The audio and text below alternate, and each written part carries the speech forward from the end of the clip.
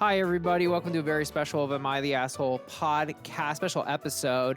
I'm joined by my ex-pod co-hosts and current friends, Ronnie Fleming and Lucas Connolly, New York comedians. Boys, welcome to the pod. It's good to be back. Thanks for... Yeah. Wow. It's been so long and we still can't not talk on top of each other. We still have this beautiful chemistry. It's wonderful. I think it's something special. It's something unique. You know, listeners have said that is one of the funniest episodes, which is annoying because I have to correct them and be like, no, it's not. Really? The one that we did, they like it.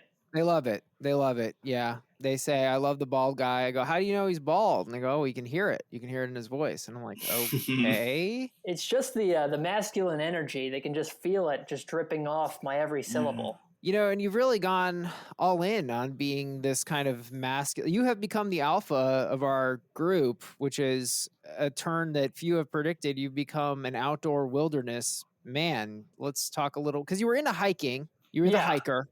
I am, yes. And now you've gone even farther. You're in California now. What's going on? Like, I'm honestly a little worried. Well, you know, first off, it started out with, it was the hiking. Also, I should also say that, you know, to be the alpha of this group of three, it's not really saying much, you know? I mean, if anything, I'm kind of just a beta amongst sigmas and zetas.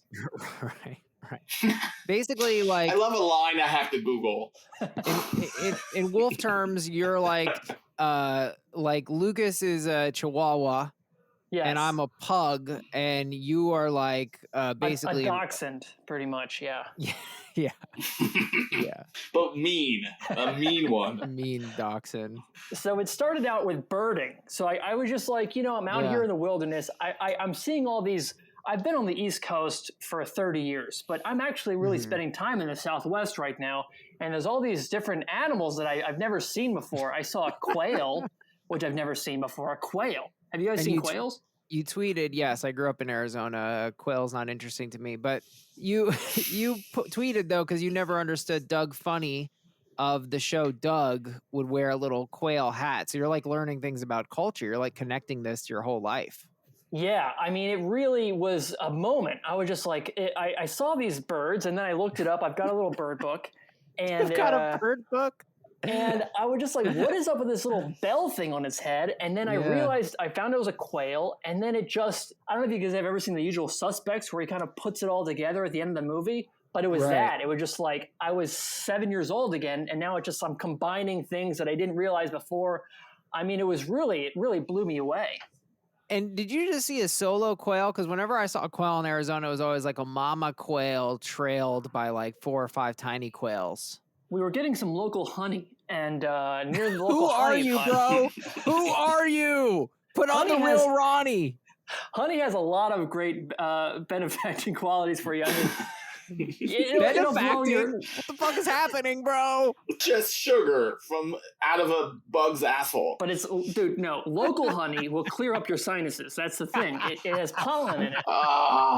Dude, you don't have real allergies. If you had real allergies and you got told to eat some honey, because I've done it, it does not fix the problem. I don't understand how you went to the Southwest for 2 months and now you're a holistic healer. What the fuck is going on? Bro, sorry to cut you off there.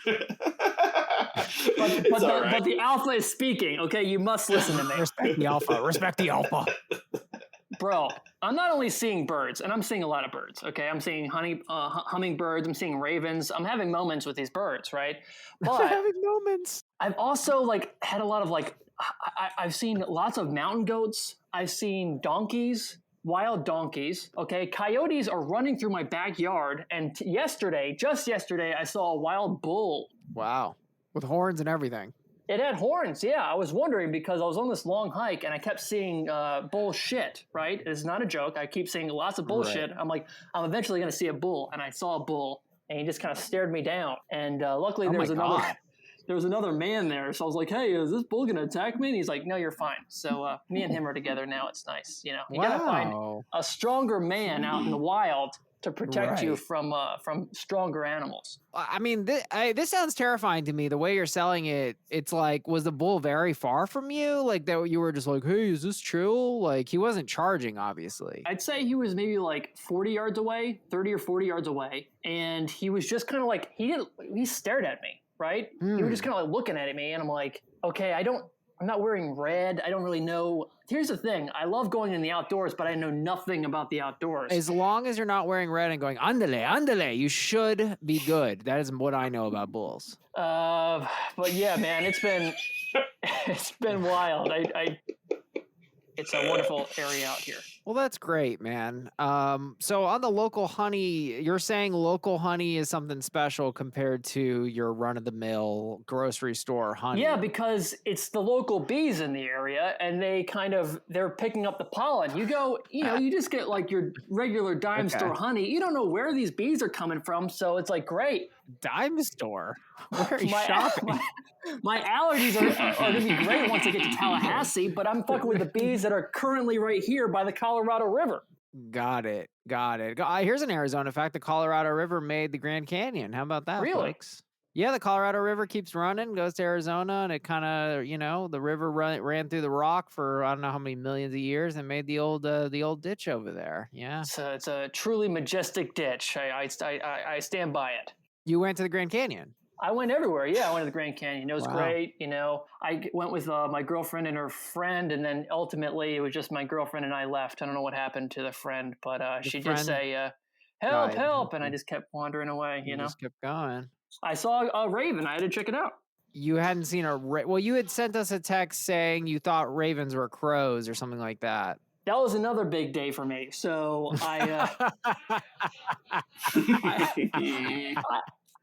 the sad part is I'm like, that is the smallest day ever, and yet it is 10 times bigger than any day I've had in the last 6 months.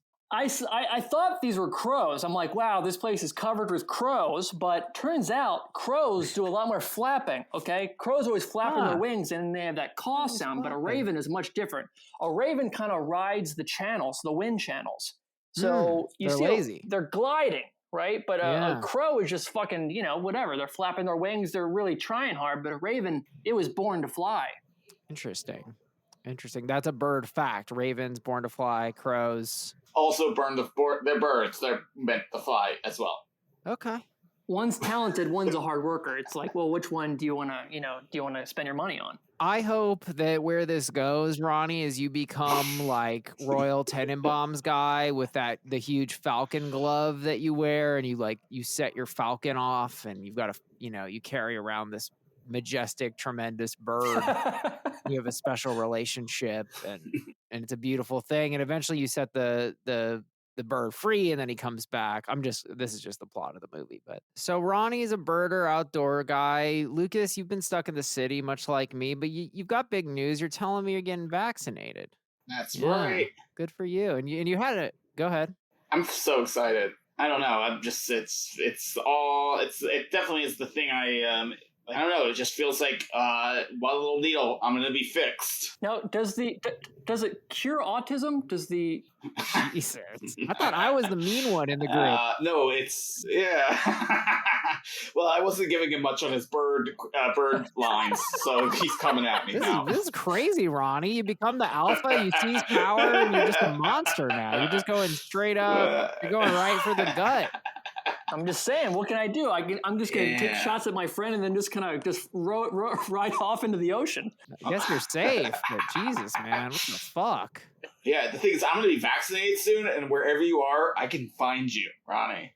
I'm not going to lie, I'm a little apprehensive about it because it's like they just made it, and not that I don't believe in vaccines, but this is like a new vaccine, and it's just like, I'm happy I'm not first. Let me say that. Yeah, I'm not first either. Right. I'm very far away from first. There's people who... How are you getting it? Or how do you qualify, if I may ask? Great question. I am a professional stand-up comedian, so I am working inside restaurants. Okay. So if a restaurant is open at all, they can sign a piece of paper saying that I work there. Okay. And you feel that's valid? Well, why wouldn't it be valid? Well, the way you kind of set that up was like, oh, I work in restaurants, do you? I don't know that I've seen you do that. Technically, I Technically. have been working in restaurants. I have not been on social media bragging about it for reasons of people being like, wait, you should never even see the sunlight. Those people. You've been doing shows in restaurants this whole time. Not this whole time, Yeah. but I have done some in restaurants. Yeah. Okay. There's a tension, so I'm just going to move on. I'm not here to indict you, and only you know what's ethical and what's not. So I hope you sleep soundly. Oh, I don't, but I've been grinding my teeth to a point. I wake up with mouths of tooth every morning. Well, you're paying your own kind of punishment, I guess. He does have a weighted blanket, so that also might affect with the weather getting warmer. It's hard to, you need some cool air on you, and you have that weighted blanket on you. It's tough to sleep. Well, the weighted blanket, though, helps with the guilt. Like people say, oh, well, you murder someone. How do you sleep at night? You go, well, I have a weighted blanket. So that's how they do it. Yeah. I have a CPAP machine, a mouth guard, a weighted blanket. I got melatonin gummies, and that's how I get away with, denying the Holocaust. Oh, great. Okay. Lucas is Jewish, guys. He can make that joke. Lucas's dad is Jewish. I mean, this is always a fun topic. Your dad is Jewish. You weren't raised by your dad. You were raised by moms. Yep, because you are one of your moms had you, right? With that, right? That was an in vitro situation. I haven't really gotten the. I wasn't like, am I baster? You haven't actually delved in, but which mother birthed you. I think I've asked you this before, but I forgot the answer. Do you have a special connection to the mom that actually birthed you? Yes. Interesting. For one, it's the person that has my genetics. So as a kid, it's easy to be. That's the thing I do. Right. The grinding your teeth, that sort of thing. Mm-hmm. The constant anxiety and workaholism and caffeine addiction and neuroses. Right. I was waiting for that list to devolve into just excuses like playing. Yeah, and being a mama's boy, and being chronically lazy and under earning, but she's none of those things. So, Lucas, I know you've been sober for a very long time. You've been going to groups for a very long time, but now you're working on something new, which I had never really heard of, which is under earning. Can you talk a little bit about that? Yes. I do not understand. I do not get much value out of money. I would rather get praise or get other kinds of validation versus financial compensation. Okay, good job. Yeah, that's the easiest. Thank you so much. It's hard to articulate, but it is this thing where someone's like, why don't you do this? This would make you way more money. And I go, well, that's not the thing I want, right? The thing I want is I want praise. Right. So I can paint for a week, put a post online, get 100 likes, and I go, well, that was okay. That felt kind of good. But then I go on and do comedy, and I get immediate after 15 minutes, I get all the laughs. People come up to me immediately. It's like this constant, reaffirming I'm okay. But then, someone's like, we're not going to pay you for that. And I'm like, that's fine. So what are you doing to change this attitude? Well, I guess first thing is just identifying it as a problem. It's the first part, right? Being able to go, whoa, that person's taking advantage of me right now, and I'm letting them. Trying to be just a little more assertive in being asking immediately if things are paid is one of the easiest things. So if someone messages me and says, hey, do you want to do this show? I go, okay. How much time? How much is it paid? Is it go down the list of just things? Got it. So it's kind of more accountability for others. That's kind of, you're learning to grill other people and be assertive. That's what I kind of getting there. Yeah. And also just saying, hey, is this a paid thing? and then telling me no, then I can go, hey, I don't really want to spend my time doing that. Mhm. Or I can go, okay, this is fine, but I'm good. You know, and I know that I'm going to use my time the way I want to. Right. Interesting. I like that. Right? If you don't pay me, I don't need to like be concerned with if you like me or not afterwards. Okay. Well, yeah, I mean, it sounds like you're overly concerned and then it's like, oh, well, I don't want to ask them for money because I'm afraid they won't like me. Right. And if I ask them for money, then they might actually tell me that they don't think I'm worth money. Right. So this is like a way to make sure you get paid, to value money, and then also it sounds like to be assertive and not worry so much about people's perception of you. Right, because it's so hard sometimes to see it, like to see the line, right? Like where I'm like, this person likes me, except they've never helped me. They've never put any money into my pocket for years. Right. Did you want me? This person has been, they've been taking advantage of me because I don't know better. Are you gonna make me pay you for this podcast? Is that what we're building up to here? I'm not gonna fucking pay you, bro. I'm not gonna pay. No, there is something where I don't understand things that do pay and what don't pay sometimes too, because I don't do research, right? Because I'm just so interested in doing it that I don't understand sometimes. Like, oh wait, I should have asked. Right. Like I did that movie with you, Ronnie, right? And it was like, hey, do you want to do this? And I went, yeah, send me the script, right? But I could have asked, what are all the details of this? Is this like is there a salary? Is there a thing? Like, you know what I mean? Or whatever. Right. Is this your way of telling me that you wish we would have paid you? No, Ronnie. What I'm saying is I wish I had just asked. Yeah, I think, that's it. I see a lot of this. I think it can run both ways because I can be very entitled. I think it can play that way. So I understand the impulse because it's like, look, there does come a point where I'm like, do I really want to do some random short film? And I'm not saying that because I did turn down to work in Ronnie's movie. Mainly, I didn't do that because I was in a really bad emotional funk. That was when I was in breakup town. But no matter the case, it's like kind of important to like size shit up a little bit. And anyone who's offended at that needs to realize like that's honestly just setting boundaries and being like, yo, I just kind of want to know what this entails. What do you want from me? Is this going to be fun, et cetera, et cetera? And then being like, yeah, that's worth my while, or no, it's not. I guess it's also just like, how professional are you?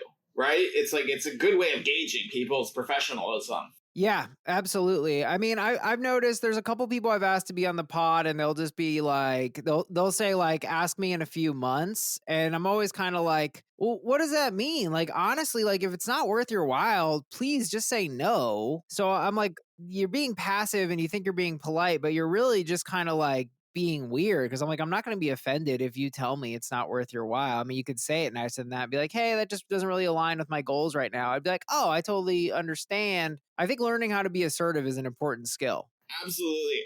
One of my guys who I talked to who has a much, much better career than me says that like you should be able to say no to one thing that you were always said yes to every year. Like you should be able to go, oh yeah, I'm gonna not do, like for him, he was saying like he wouldn't do a podcast. Like he's not gonna do someone's new podcast. That's totally valid. He's like, I've done so many big podcasts. He goes, I'm not gonna just do a new person's podcast. I'm gonna ask them. I'm gonna go, hey, how many listeners do you get? Right. And I went, whoa, that's so extreme and would make me feel so uncomfortable to do that to somebody. But bro, it's so valid. It's your time. It's valuing your time because your time is worth money. It's like totally fair to size people up. You know, it's showbiz, not show fun people. So, Ronnie, here's my question for you. Go ahead, Lucas. Let's hear it. I was just going to be like, that being said, I'm on SNAP benefits and unemployment. So things are going good. So good to hear, man. Good to hear. Hey, so Ronnie, here's the thing. You're out there, you're in Cali, you're the bird boy, you're the wilderness boy. I'm wondering, you're out there with your GF now. She's a digital nomad. So she's like kind of used to this kind of transient lifestyle, but I'm just curious, with coronavirus and all that, are you guys having conflicts? I mean, I haven't heard anything from you. It's kind of amazing. I know it's a new relationship, but I was just curious if you had any juice for us. Not so much. I mean, literally, we're the only ones who talk to each other or pretty much see each other. We're in this neighborhood right now of pretty much all boomers and us. And so I've gotten to know my neighbors Bob and Eileen pretty well. They're from Green Bay, and they've invited us over for fires and stuff. And I mean, these are kind of my only friends now. And part of this is, I haven't talked to you guys really. I mean, I've kind of wanted to sort of just be completely off the grid. I'm still tweeting and stuff, and I do talk to you guys from time to time. But it has been kind of, it started out a lot of fun, but now I'm slowly kind of losing my mind. So it's great to hear you guys again. And I really like just hanging out with Bob and Eileen so much. It's just.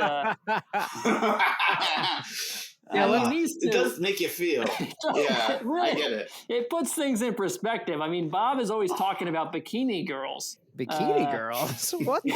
That is a boomer topic if I ever heard one. What does that mean? He's mentioned it a few times. So he was just, there's a pool nearby, and he's like, I was over here hanging out by the pool, and there's plenty of people hanging out. Yesterday there was a girl there's a bikini girl hanging out, and me and Eileen. And then also he went to this bar. Over here, they're very lax about COVID, so they're just going to go into bars and watch NASCAR or whatever. And he was just seeing, like, you got to go, Ron, you got to go check out this bar here. And they've got a lot of pictures of bikini girls on the wall at the bar, And he's like, hey, how much do you want for this? And meanwhile, he's saying this in front of Eileen, who just kind of, I don't know, disintegrates into her chair a little bit. And he's like, how much you want for this picture? And he's like, it's not for sale. It's like, I bet for $200 it'd be for sale. So, did he get it, or were they just like, no? They just said no. Bob's just, at least Bob's got the story of the bikini girl that got away. So you've replaced Lucas and I with Bob and Eileen. So who's Danny? Am I Eileen or Bob? Obviously, I'm the one who's disintegrating into his chair. Yeah, you're always disassociating whenever Lucas is talking. I think that's what it is. But we're good. I mean, we've just been watching, we're watching 6 Feet Under. This is kind of like what our lives. We started out with Cobra Kai, which is very fun, and now we're watching 6 Feet Under, which is a total downer. So it's a hard binge. It is truly a hard binge. I mean, I had no idea there'd be this much death in it. I mean, every episode it's like somebody's dying.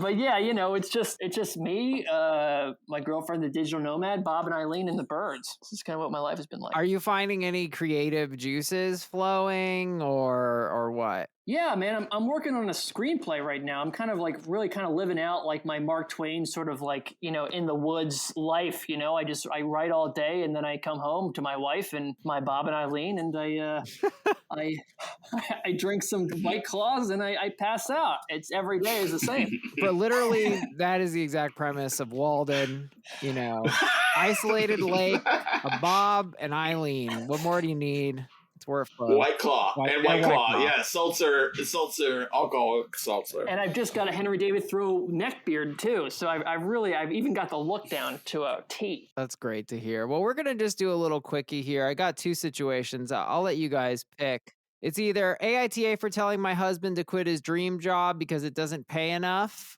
or AITA for being offended that my daughter called me ugly. Let's talk about money, because that's my thing. Sure, let's do it. All right, we're just going to do one situation today, people. AITA for telling my husband to quit his dream job because it doesn't pay enough. Me, 29F, and my husband, 30M, have been struggling a lot financially. I work a job that pays enough to support us, that paid enough to support us in the past. But due to recent events, everyone at the company has received pay cuts among a rash of layoffs, and our finances have taken a major hit. My husband works a job that is essentially his dream, and he's very passionate about his work. I can't go into too many specifics about what industry he works in due to privacy's sake, but it does not pay very well. And if he wasn't passionate about the work, he wouldn't be doing it, as the pay is terrible. The job requires a ton of work and effort to the point where he spends more than 8 hours a day working. A lot of the job can be done from home, fortunately, but his income doesn't contribute enough, and we've had to make significant cutbacks. There's no way he can work another job on the side due to contractual issues. I approached him and said we need to do something to fix our finances and that he needs to seriously consider resigning from his position to help contribute more. He got upset and said that if he quits, it's going to be a huge mark against him and he likely won't be able to get another job in the industry. This is his dream career, and it's basically a once-in-a-lifetime chance for him. He's worked extremely hard to get to the point he's at now, and I feel awful asking him to do so, but honestly, I'm just tired of doing all the financial heavy lifting. Being practically the sole breadwinner is exhausting, and I've had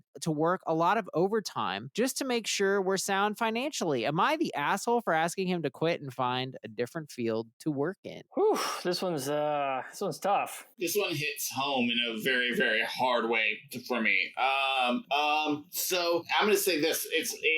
I don't think it's an asshole for asking for something. There is something where I really do want to know what the job is, because if it's like a creative job, if it's just like a normal kind of like working at a salad place. No, of course not. It's can work from home. It's probably like an illustrator or something like that. Some kind of content creation that's like any college kid can do it. It's an entry level job, but he's creative and so he enjoys it. Yeah, it's really hard. But at the same time, I think like when money and marriage is involved, it's about kind of making sacrifices and stuff. And I think like for me, listen to it, it's like there's part of me that's like very like old school, just being like, well, it's the marriage and you know, it's kind of like, it's basically, it's the marriage or this career, right? And ultimately it's, you know, when you sign the contract of marriage, you're sort of being like one for all and all for one. Right. I don't think she's an asshole for you know, because at the same time, if she's making all the sacrifices for the marriage, right? So right, you know, he's gonna resent it, I'm sure, but at the same time, you know, you've got to look at it from her perspective too. Yeah, I would say that there's no asshole here, right? He's not an asshole for wanting to do this job. She's not an asshole for asking him to try to change something. Yeah, no good names agrees with you. Top Reddit comment, no assholes here. As a couple, you either need to increase earnings or reduce spending or rely on savings and hope this is a short-term impact. I mean, I think you guys are pretty spot on here. I think both sides are valid. It's like, look, this person is miserable. This OP is miserable. Their pay was cut, and now they're kind of feeling the pain of that because this guy doesn't make very much money. But like, it's his dream job. What's more important than a dream job? I mean, Lucas, I feel like you can speak to this because you really do earn all your income from your dream job and the government, but you know, right. You told me before that, you know, like you've been saying, you don't care about money. So yeah, well, what would it mean to you to give up, you know, your dream job? To me, I feel like if this situation happened with me, and who knows, there's some moments when I've been like, well, I guess this relationship's over. But then there is something where I go, I've already lost a relationship in that exact way. Really? So I feel like there is a moment when I gotta go, hey, I'm addressing my under-earning. Like, what are actually my goals? Right. Because my goals are, I want to be doing this thing because I find it enjoyable, right? But that's okay. But most things you can make the right amount of money doing. You just have to reevaluate yourself, like what's the situation is, and you have to maybe go and reevaluate your goals, right? Like my goals shouldn't be for accolades, right? My goals should be towards like being able to retire. Right. So if you were in this position, given that you're in a long-term relationship, you would not eject from the relationship. You would actually try to accommodate. Yeah, or I would have to go and look at what's going on with me. Like maybe you need to go to therapy, maybe you need to go to some kind of group, maybe you need to like start asking people that are also in your industry about how to like move up into a bit more money. Because it kind of sounds like he's under earning. It sounds like he's doing a job and he doesn't know how to move the needle. Yeah, that seems fair too. It's like he's got this contractual trap and it's kind of like, can there be a pivot? I mean, it does sound very harsh to be like, quit your dream job, but like, how is this really a fully dream job if they're not able to live even comfortably? And it sounds like she really earns, or at least earned, a lot more money, OP rather, earned a lot more money than their partner. So maybe there is a dream job or like a compromise here where this person can earn more and still do the same kind of role. I think it's tough though, right? Because dream jobs are kind of rare. It really depends, especially if it's with a company, like a stable dream job. That's not too common. Like, I was talking to this guy randomly on a bench the other day, and he was telling me about how he's a I love that. and the guy told me that right now, and I can send you screen caps because we're now friends. But he just was saying that he was a referee for college. What? Yeah, for college football. That's awesome. Because his goal was to become an NFL ref, right, at some point. But he still had to have his like normal day-to-day job because he had to get kids and a family. And I did think, I was like, wow, that is this kind of like thing. He understood what his dream was, but he like understood he also needed to earn the right amount, and like that's a healthy move, right? Because it just made it was like he understood that he had to have another side hustle till that happened. Yeah, I mean, I think that's the interesting thing. Like, if the ages here are 29 and 30, and I'm like, look, at 30, I think you start to be like, all right, well, like, I'm with this person. So, like, this person is, they're married, that's till death do us part. So it's kind of like there is a time when it's like maybe the dream needs to be implemented differently. And you got to take that seriously. I know we've done a situation like this before, and I think I actually went a different way with it. But, like, I mean, I think we all kind of agree on the verdict here. I think the considerations of this are just like, look, like, this is your wife. This is a shitty job that's not paying enough, dream or not. Like, this isn't supporting your lifestyle. So I don't even know if this truly is the dream job. That's maybe the catch here, right? Is like this term dream job is a form of idealization, and that I think can be dicey too. I mean, I'm not saying he would be the asshole, because maybe it truly is the perfect role, low stress, he does work he finds meaningful, like, but it doesn't pay enough. And if that's the sole concession of it, well, maybe it's worth it. But if you're going to lose her over it, it's like, damn, it's a lot to give up. It is true that I understand the idea of maybe a dream job having not very many responsibilities and not many people working underneath you or above you, right? And that's like perfect for this person, right? Like, that's the only way I can see, like, I can imagine someone having like this kind of like low pay job where you're like, no, this is what's perfect about it. Right? I just get to do what I want to do. It could be naive. It really just depends. It's all about you and your needs. Like, and there may not really be that much wiggle room. I mean, depending on the job, but nonetheless, I think we all pretty much see eye to eye on this. I love that, Lucas, you brought some flexibility, and we're like, hey, maybe this could be something that he could hear. But if he's like, no, I'm not quitting my dream job, and she's like, great, well, I'm tired of being a breadwinner, and I want someone who can provide at least, some percentage of the income here. Like, that's a perfectly valid reason to end the marriage. I hate to say it. I would agree with that. And obviously I would, like, I would love if there was some kind of leniency on both sides, but it's so hard because we don't know what it is. Because I feel like if they were to tell us what it is, I feel like we would just make fun of him and his stupid dream for fucking wanting to be like a rodeo clown or some shit. And you're just like, wow, you really, how are you able to do this from home? But I don't know. It's just so vague. I'm just like, I mean, part of me just like, is he a social worker or something? I mean, the spectrum of what this could possibly be really kind of puts you, you just take his word for it. It's like, oh, there's no way he can kind of move ahead or anything. My guess from reading this is that he's a adjunct professor. Yeah, that's not bad. That's probably, that's a pretty good guess.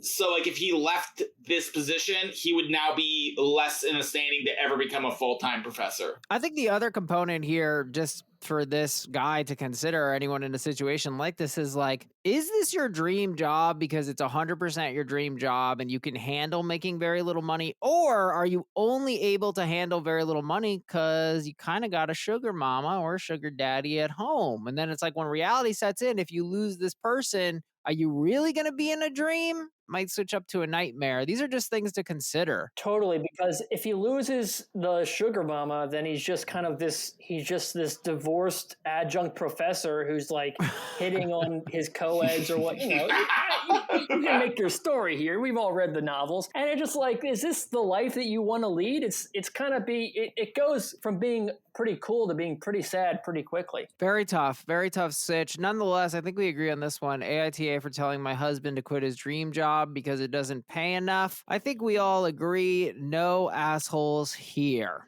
Yep. Amen. AITA for being offended that my daughter called me ugly.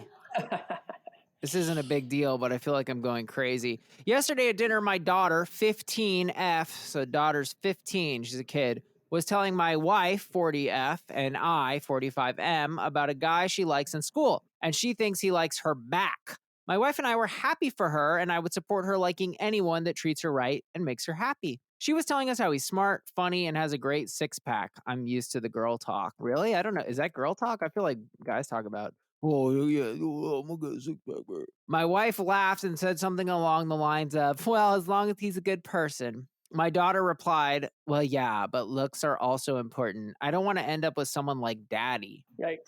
I asked her what she meant by that. I don't remember her exact words, but it was along the lines of that I'm round, bald, and short. There was no immediate just kidding from her. I told her that wasn't a nice thing to say and she should apologize. Before she said anything, my wife chimed in, teasing that guys were always so sensitive. My daughter laughed. I usually would immediately address this kind of situation, but I was upset and didn't want to scream or cry. I know that's so lame. I stayed mostly silent for the rest of dinner. A bit of background, I've recently been feeling more self-conscious. I'm not ugly. Even if I was, I have other qualities to make up for it. And I know that my wife adores me, but I definitely noticeably gained some weight and lost some hair. My wife is as stunning and youthful as the day I met her, and my daughter is the spitting image of her. However, I have a feeling that if my daughter insulted her appearance, she would be very offended and expect me to back her up. Before bed, I addressed the issue with my wife. I explained that it hurt my feelings, that I want to teach my daughter to be kind to others, and that it would mean a lot if we could both talk to my daughter about why saying that was not right. My wife didn't take me seriously at all. Among the things she said was the best way to make someone stop teasing you is to ignore it. I don't want to treat my daughter like a middle school bully, though. And that she, my wife, was also materialistic at that age, but grew out of it on her own. She also said that I was asking for it by asking her what she meant. I told my wife that I was disappointed in her and I would be talking to my daughter alone when she comes home from school today. I plan on talking to my daughter today, both because I'm still offended and I really don't want her to say that to anyone else. I don't plan on punishing her, just having an honest conversation and seeing where it goes. Nonetheless, I'm partially wondering if I'm the asshole for escalating the situation since it's a one-off occurrence. That's rough, man, because here's what happened. She said something that had like some truth to it and he's just feeling the burn, and it's like you don't want to. It's tough when like the people that are making you feel insecure are living in your own home and are all the fruit of your loins. So yeah. Also, he's also has those exact same opinions about himself, right? So he's kind of an asshole to himself. They're assholes to him. Like it's just like this kind of like everyone. It's like a serpent eating its own tail of just like hatred. For me, like towards his body. The most alarming thing here is that the wife just utterly discounts his feelings. She just kind of rounds to zero there. And in fact, uses a talking point that I think women use against men a lot, and opines that he was asking for it by asking her what she meant, which is like, damn, really? Was he asking to be called ugly? Well, what is exactly does she say? Yeah, she says, I don't want to end up with someone like daddy, round, bald, and short. Yeah, I mean, this was already a random jab. I can't blame him for asking, and it's still a lack of kind of care and being judicious to come at him and say round, bald, and short. That's still hard. Those are still harsh words. Well, okay. It does sound funny though. It sounds jovial. Like it's like I don't want to be like with someone like daddy, right? It seems like a thing that could be a joke. Well, I mean, it's a good roast. I mean, and Ronnie, I roast you for being bald all the time, and you've sort of counteracted that by becoming the ultimate alpha male, drinking your own piss in the wilderness. Yeah, I mean, I expect it from somebody so measly and short to attack the king. Attack the king. I mean, I think what's interesting here is there is a layer culture of hypocrisy in society where it's like men be strong. And then, there's this old kind of idea like men shouldn't cry, men shouldn't admit weakness. I mean, we've dealt with this as friends because there was a time on our pod where I was, you guys called me really mean and it was like, well, and it was beyond a funny kind of mean. It was too much. And it took us a while to get there. Like, I think it was going on for weeks before you guys finally kind of confronted me and were like, yeah, this is actually going too far. Yeah, well, it's the thing is, you're right. I mean, especially for guys, it's just the idea is to let it roll off your shoulders, right? But we all know it's, as people who spend a lot of time in our heads, it's like these things stick around and you're kind of you're left not really, there's no one to talk to about it. You're just kind of stuck with just like these words. And I mean, here's the thing. He could talk to his daughter and get an apology or something. And she might change. And that's kind of she's a kid, right? She's 15. And also teenagers when they're 15 are just like, they are mean. It's just what, they don't have, their brains aren't fully developed. But the thing is, the truth of it, the hurt is not going to go away. I mean, what should really happen is, I mean, I don't know what this says about me, but my first thought is like, well, he needs to start hitting the gym, take some classes and start of like, be a small kind of springy kind of bald guy, like really kind of just get ripped. That's always my solution. He's just got to get fucking so big that he tells his stupid fucking daughter exactly what kind of man she needs to be with. See, I kind of thought like a similar thing, except you were like, work on yourself physically. I'm like, well, work on your roasting ability. So I don't want to be with someone like Daddy. I'm like, you're no prize either, princess. Great. I am so relieved that neither of you are on a path toward being parents. Thank God.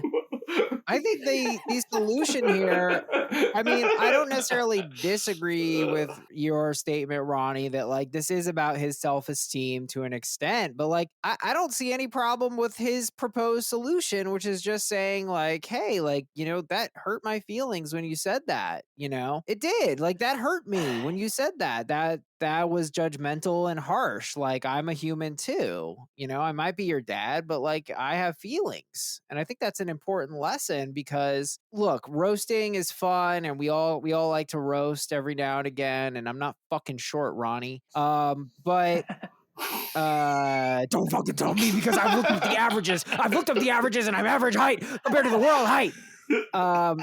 Is, humanizing. And the thing is, the classic kind of insult, oh well, it's true. And it's like, well, yeah, it's true, but like some truths do not need to be stated, and that's it. It was hurtful that she stated it. Yeah, I mean, it's alarming because it's your daughter who you're helping to mold, and then your wife is not totally there for you. So it's like, it's very alienating for him, I imagine. So yeah.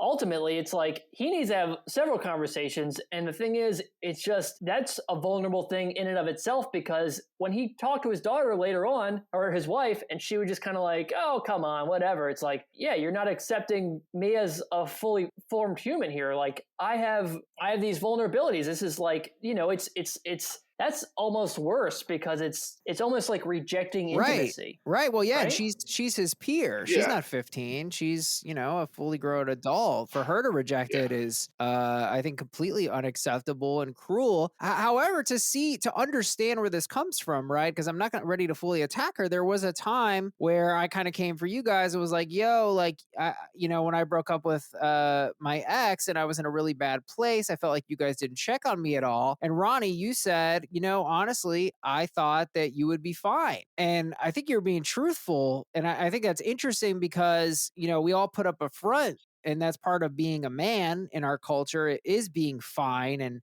as you said, letting it roll off your shoulders. But like the reality is that we could be sensitive as fuck too. Totally.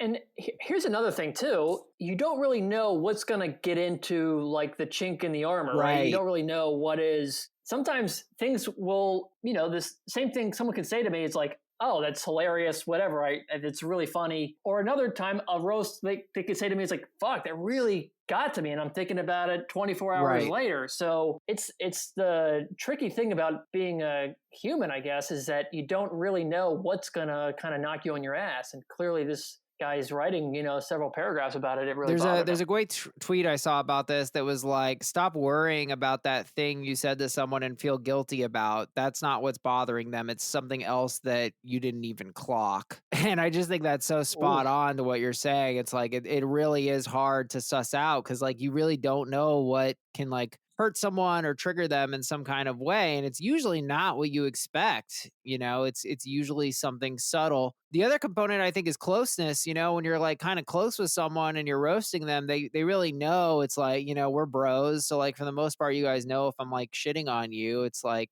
I don't really want you to feel bad. I'm just like, that's just our banter, like it's not. But whereas if a rando calls you bald, you're kind of like, shit, man, it might come off harsher or something, That's why I always carry around blow darts. To tranquilize them?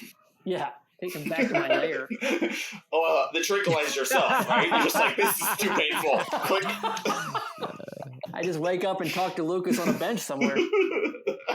Yeah, I think the other question is, should you punish the daughter? A lot of people are saying, and I think I just agree that, this is a conversation, and if she can come on board and understand, there shouldn't really be a need to publish. Someone here wrote, that parents are teachers first, and I thought that was a good insight, to teach and inform. But if she rejects the lesson and is like, "Oh, Dad, you need to man up," then I'll be like, "Well, that's pretty toxic. You might need to be punished if this happens again." But I think we all see eye to eye on this one, right? AITA for being offended that my daughter called me ugly. I think wouldn't we all say not the asshole and the wife actually is, or both the daughter and the wife? I mean, it was a mean comment, but it said out of honesty. So I don't know if I feel like the daughter is an asshole or so much as she's just young and kind of has a lesson to learn here. But like the wife just being like, yeah. Isn't that what all assholes are? It's just like, I mean, it doesn't mean she is I guess she is being an asshole, I guess. So, look, I think they're assholes, but I don't think it's a thing that can't be solved. No. Talk about it, figure it out. So we agreed. So you're saying though the daughter is an asshole. I could come on board. I mean, she's 15. She took a shot at him, and then they both were kind of just like, whatever, Dad, like, just straight up brutalizing him, Also, she could have just been saying it as a joke. Like, it's tone is a big thing too. So maybe she said it in a certain way where it's like, oh, if it was like a perfectly timed thing, I mean, you got to give it to her. But just sing. I mean, she should. Yeah, the timing was wrong. There's in there. It's a funny line if it was like Lisa Lampanelli saying it. Right. The queen of mean. That's a comic answer right there. It's like, listen, what you said devastated me. I do admit it was well crafted and well timed. However, I cannot sleep.